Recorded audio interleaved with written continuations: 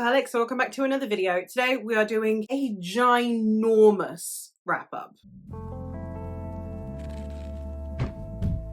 Throughout the month of April, I did partake in the Magical Readathon, which is a big factor in why there are so many books on here. I also did several vlog projects, and also I'm going to be including the first 3 books that I read in May on the basis that those are physical reads that now need boxing up. So I'm not going to have the chance to wrap them up and I will forget about them. We're going to go over all of the books that I read in April and the first 3 books I've read in May. So buckle up, grab yourself a drink of some kind, get cozy. We're in for a long haul. The first 3 I'm going to talk about were my obligation reads for the month of April. These were my 2 book club picks and then one that I am using for a specific ongoing blog project. Of the 2 book club picks that I have, I really enjoyed one and I was a bit disappointed by the other, but unsurprised at my disappointment. One that I really liked was Paladin's Grace by T. Kingfisher. At this point, I've yet to encounter a T. Kingfisher book I actively dislike, and I've only given one of her books under 4 stars. I really enjoy her prose. I really enjoy the way she tells the story. In this one in particular, we are following a paladin, so a sort of holy knight, whose god has died. And it's left this entire group of paladins really listless and not knowing what to do with themselves, and they are trying to find a purpose. This paladin in particular begins to take an interest in the local perfumer, who then gets accused of murder. There's also a series of murders going on in the background that he's investigating, as well as trying to see what is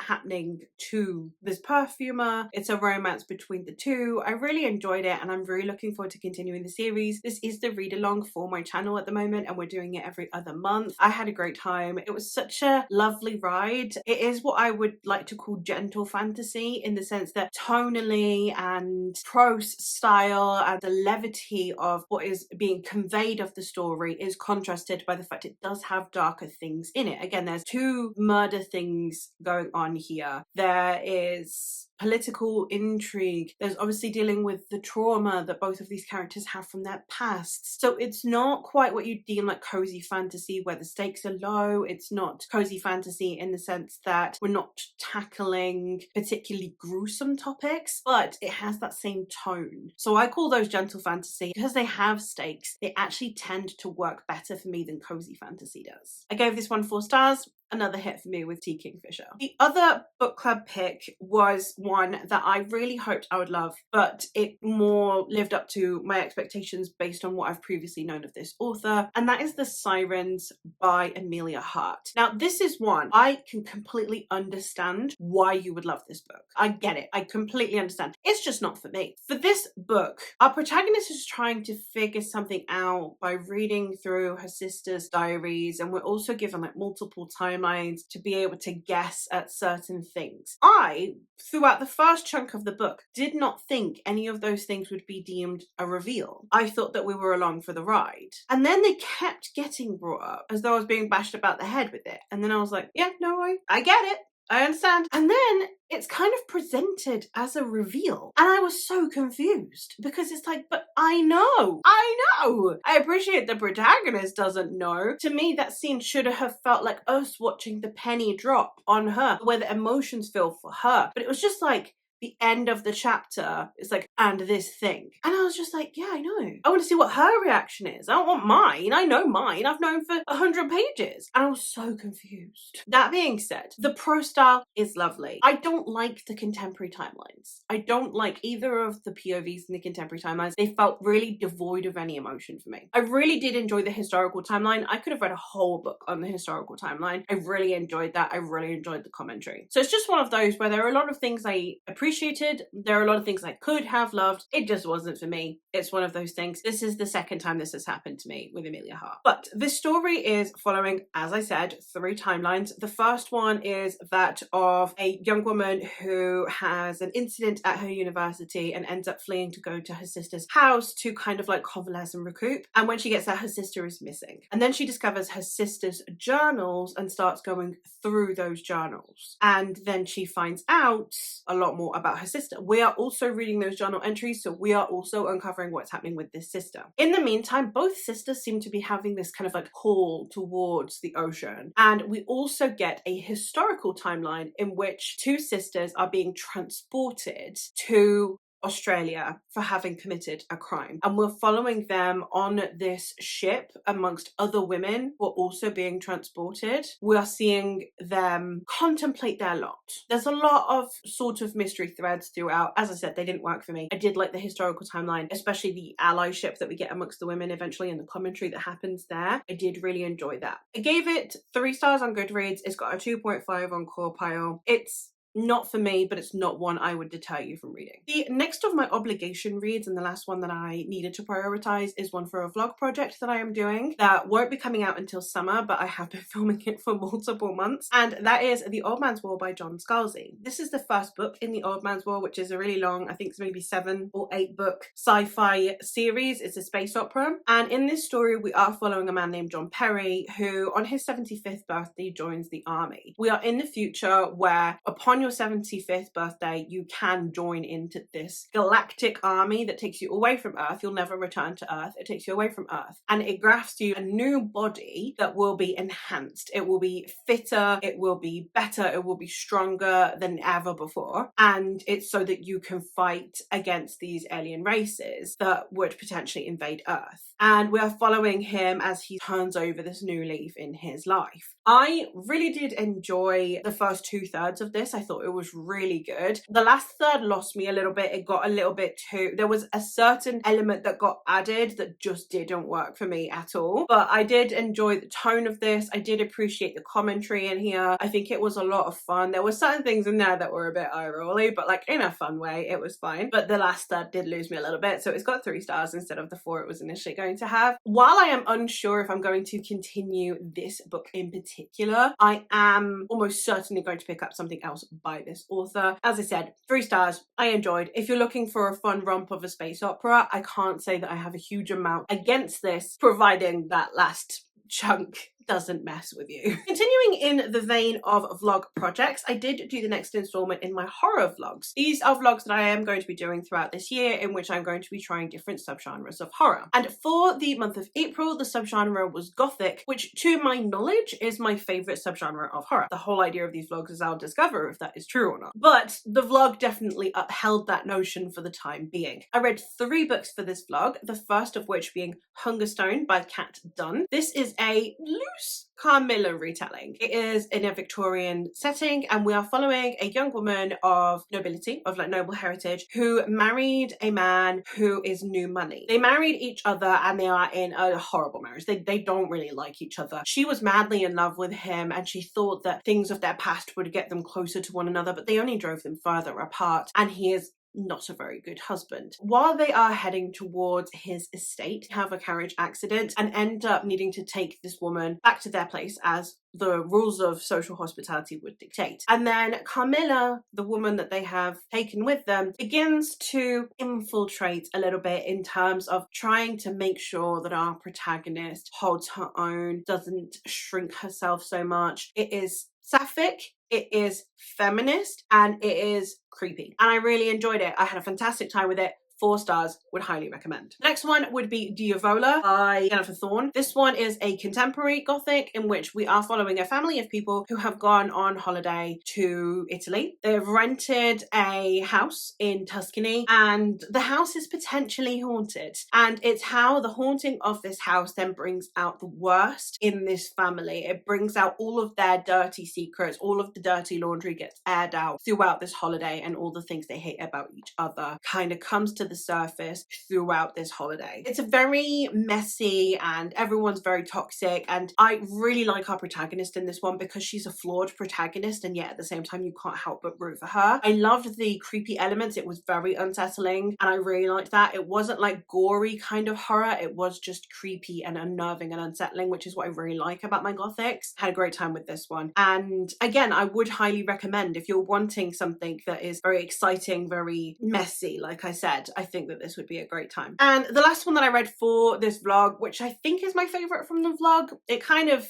changes, but this is the one that I come back to most out of the 3, and that is My Darling Dreadful Thing by Joanna Van Veen. This one is following a young woman who has been raised by a very abusive mother to perform these fake seances to con rich people out of their money. However, then when this one woman comes along and sees the seance, she knows that it's fictional, and she takes this woman in. And she takes her in on the basis that she knows, while she's not performing true seances, she does have a spirit companion. It's how the two bond, and we are seeing it through the gaze of our protagonist is on trial for murder. So we need to see, 1, who got murdered? 2, did she actually do it? And 3, is this ghost real? Is this spirit companion that follows her real? It's very creepy, very atmospheric. There was some moments in there, no thank you. But there were also some really heartfelt moments in there, and there were some really interesting explorations of how traumatizing it could be at this time period to be a woman. There were so many things in here that I really, really loved. The relationship between the two women was also stunning, and how complicated and messy everyone is was fabulous. I really did love this book. I would highly recommend. I gave it 4 stars. I think there was just like a slight element in the middle where it like dipped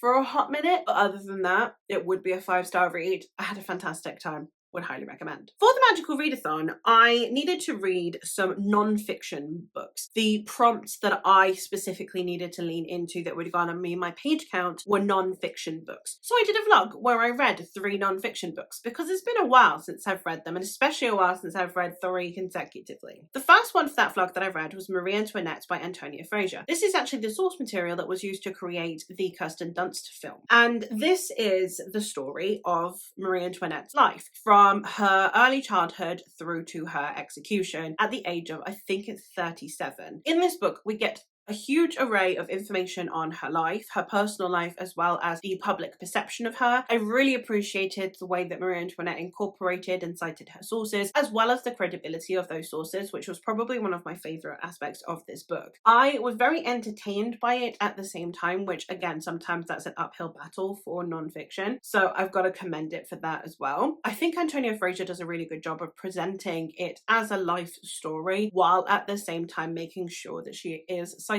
those sources for the people who care. So I would highly recommend you check this out. I don't rate nonfiction, so no rating on this one, but I would highly recommend you check it out if she is a figure from history that you find interesting. The next one that I read is one that is in a little bit more of my area of interest, and that is The House of Dudley by Dr. Joanne Paul. This is detailing the lives of the family from the House of Dudley. We are following from basically their rise during the reign of Henry VII all the way through to Robert Dudley, who apparently is the protagonist of the Dudleys. They had a very interesting life. One of them was married to Jane Grey, also known as the 9 Days Queen. One of them was the renowned lover of Queen Elizabeth I. These men managed to put themselves in some very interesting positions of power. One basically was the regent over Edward VI.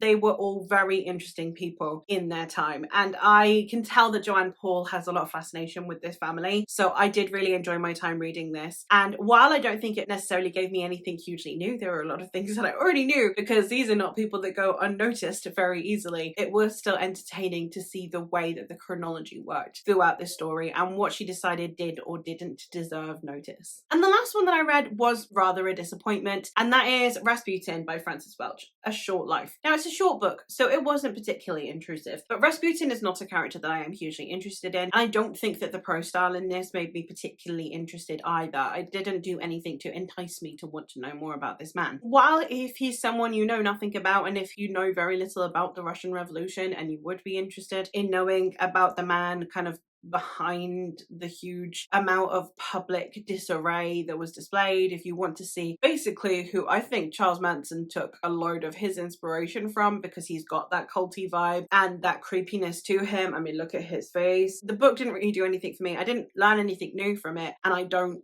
care about Rasputin, so I don't really know why I finished this, to be honest. For the magical all-nighter, which is, I didn't stay up all night, but I did stay up quite late, and then I did get up relatively early. The idea is that we focus on reading a little bit more throughout the magical readathon, and it was great. You do sprints, and it's a great way of doing games and points. I had a fantastic time with it, I always do, and I joined in, and I decided I really wanted to focus on quick, easy, fun to get through reads, so I could read as much as possible. I did a spinner wheel for it. I've got a vlog up. It was a load of fun. And the first one that I read was Thornhead by T. Kingfisher, my second T. Kingfisher of the month, and I once again had a fantastic time. This is a tiny novella, but it was so much fun. It was somewhat Sleeping Beauty retelling, but from the perspective of kind of Maleficent, but if Maleficent were good. It had all the T. Kingfisher vibes you could possibly want. The knight that comes in at the end here, I love me a T. Kingfisher man, I'm not gonna lie. They are always just fantastic men because they're always so gentle. I just love them, and I loved the protagonist in here and how messy she was, and it was just such a fun read, and I'm so glad that I read it. I gave it 4 stars. The next one that I picked up was The Last Gifts of the Universe by Riley August. This one is it's somewhere between a novel and a novella, and this one is the story of 2 siblings that are on the ship with their pet cat as they travel the universe to try and find remnants. And remnants are these creatures that come and end worlds. They're these world-ending entities, and on their heels are the agents of this mega corporation who want this information for themselves so that they can sell that information so it's not public knowledge, so then only those who can afford to save themselves will have the ability to do so. This was a really fun time. It had a lot of really interesting questions, and I really loved the sibling dynamic as well. It was a lot more complicated than you normally get. Normally it's either just sibling rivalry or best friends for life. This was a complex relationship, and the conversations that were had regarding corporations, regarding the end of worlds, I think all of it was handled really, really well. I loved the way the setting was done, and for how short it was really thorough, I think, in the conversations it was trying to have.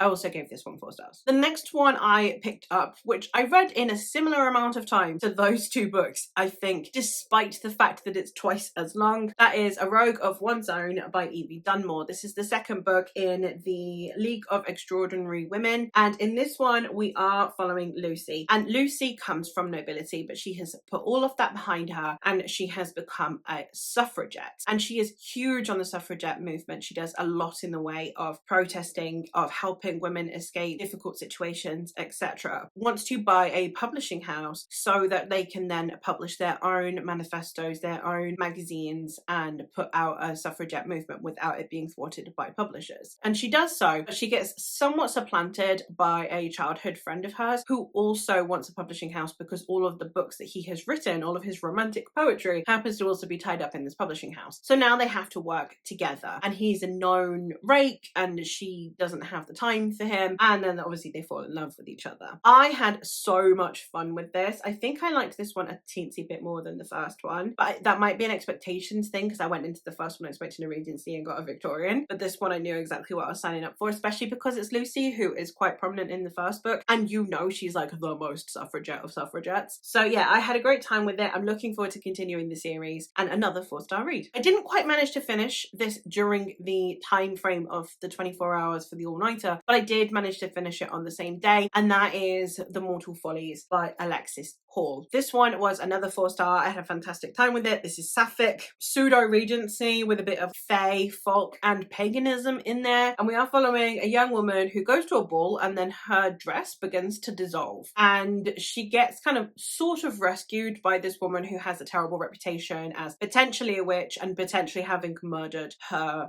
family. It turns out that there is a curse on our protagonist, and she works with this supposed witch to be able to figure out what is going on and how to stop it, and it's a romance between the 2. I really loved the way that we played with the setting here, the way we've got that combo of high society Regency era and the fair folk. I really loved that. It felt like what England could be like if we'd remained pagan instead of Christian. Not really, because obviously Christian influences are everywhere, not just in belief systems, but it just kind of vaguely felt like that, and that was very cool. In May I did read its sequel. I will talk about it now just so that we're kind of keeping them together. I did like the sequel. I actually think I liked them about the same as well, which for a Killian to live up to a Sapphic for me is impressive. But I did really like the dynamic that we had in here. In this one we are following the cousin of the protagonist in the first book. His sister gets cursed and he needs to work with this military man to try and protect his sister, and the 2 then eventually fall in love. It's so good. I had such a good time with both of these. I really loved the representation representation in them, both in a social sense in the descriptions of the world, as well as the characters themselves, as well as the conversations that are being had around queerness in a pseudo-Victorian society. I will quickly talk about my one and only DNF because I literally don't have very much to say about it because I DNF'd it less than 100 pages in, and that is Ash Princess by Laura Sebastian. This was for a vlog project, and obviously this part of that is no longer happening. It's fine, I have plenty of other aspects to this project, so it's not a big deal, and I didn't want to force myself to read it. This just isn't for me. This is the kind of book that is why I stopped reading YA. That's okay, I'm not its target audience. This isn't a diss at YA, although I am going to be talking about that a little bit for this project that's linked to this. But this, for me personally, just didn't live up to what I am hoping to get out of YA, even when on the tin it should be very much my kind of thing, because I read YA for a bit of like mindless, brainless fun, but this one just took it a little bit too far, I guess. So not for me, sadly, DNF,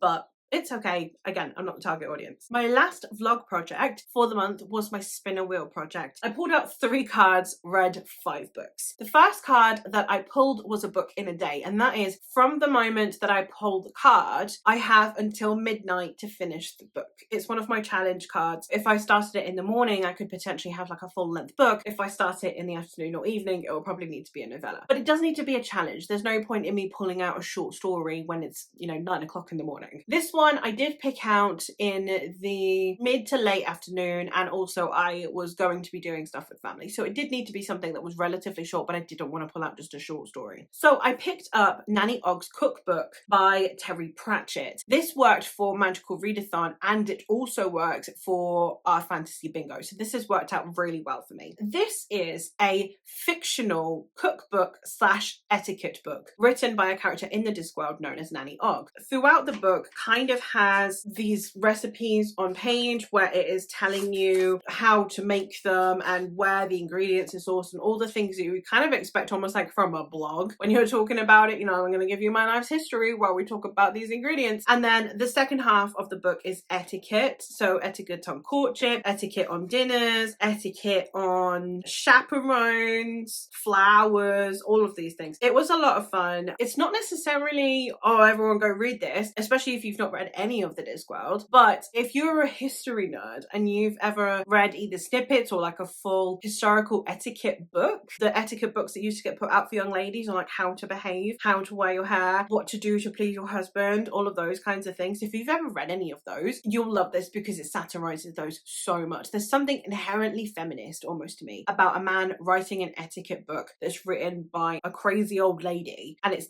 poking fun at etiquette books. Like, I just loved that so much. I'm here for it. The next card I pulled was Sample a Series, and then I ended up binge reading the series because I'm packing up my books and I don't know when I'm going to be able to access these again, so I would rather just binge the whole series while I'm at it. And that was the Emily Wilde trilogy by Heather Fawcett, starting with Emily Wilde's Encyclopedia of Fairies, followed by Emily Wilde's Map of the Otherlands, and concluding with Emily Wilde's Compendium of Lost Tales. The first one I enjoyed. I had a really good time with it. The ending surprised me because it got a lot more fantastical than I thought it would be. I kept seeing this on lists comparing it to Lady Trent, and the first half of this, I strongly agree. The light academia in there, trying your best to understand the way that a certain creature exists, trying your best to go through the academic process, all of that, I think that was really good. While I wasn't necessarily buying into the interpersonal relationships between Bumblebee and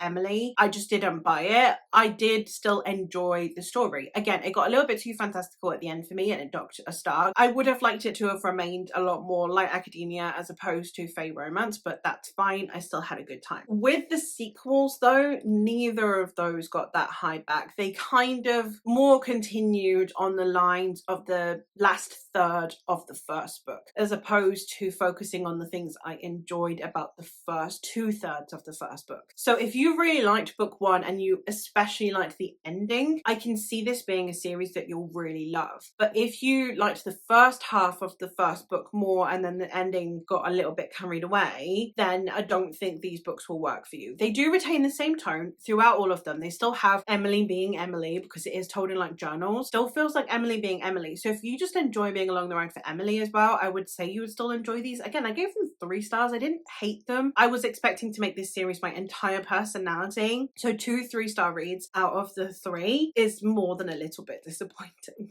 And the last book that I read for the spinner wheel was for disability representation. And I read A Master of Gin by P. Jelly Clark. This one is a mystery fantasy standalone set in historical Egypt. In this story, we are following Agent Fatima, who has been tasked with uncovering what happened to this brotherhood of men who believe that their deity has arisen. And it's a very interesting story. The opening scene was really good. I loved the prose style. I did guess the mystery a little bit earlier than I would have liked, but it didn't ruin my enjoyment of the book because I was along for the ride with the characters, along for the ride with the setting, the magic, all of the intrigue was still there. Even though I thought I'd figured it out, I still wasn't certain. I was still curious to see the reveal and also see the response once it was revealed. We had some really interesting historical commentary in here as well to do with colonial attitudes in Africa, to do with the way that British people were behaving in Egypt at the time. For the most part, I just think it was a really good time. Would highly recommend if you're wanting like a murder mystery vibe but you're a fantasy fan, this was a great one and I would highly recommend.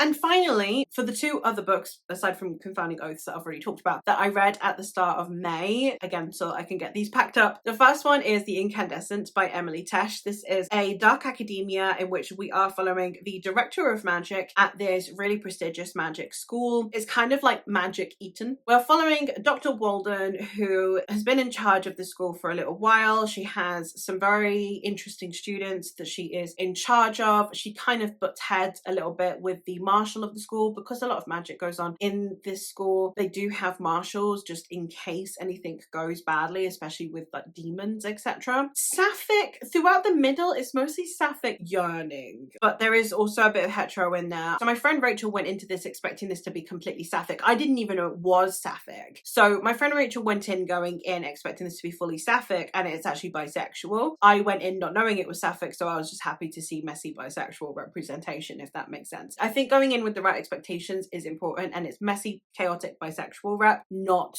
sapphic rep. I had a really good time with the way the academia was portrayed in here. We're basically just following this director of this school as shit hits the fan. This feels like if you took a YA novel, like a YA magic school novel, but did it from the perspective of the headmaster and actually they were competent and weren't leaving it to teenagers to deal with all the shit on their own. And I had a really good time because a lot of the stuff to do with like faculty, to do with like meetings and progress charts and the way that grading works and staying up late because you still got to finish marking an essay and all of the things that if you've been a teacher feel ridiculously relatable. There is a photocopier that has a demon in it and I'm like, do you know what? It would explain a lot. So if you've ever been a teacher, if you've been in academia, I don't think you'll find a book any more relatable out there than this one. And then the last one that I'm going to talk about today is another one for the same project that I talked about earlier with the John Scalzi book, and that is Consider Phlebas by Ian M. Banks. This is the first book in the Culture series, which is a 10, I think, book long sci-fi space opera. And in this story, we are following Horza, who is a changer, which basically means that he can change his appearance, kind of like a shapeshifter. And we are in this cultural war that is happening where you have this group of this large alien race that kind of has everyone conforming to one religion, to one culture. And then we also have the culture, who are kind of like the antithesis. They want more freedom of religion and more freedom of culture. We're basically following Horza as he is sent to this planet that previously people were not able to access. However, one of the culture's ships, like drone ships, ended up there. So he's been sent there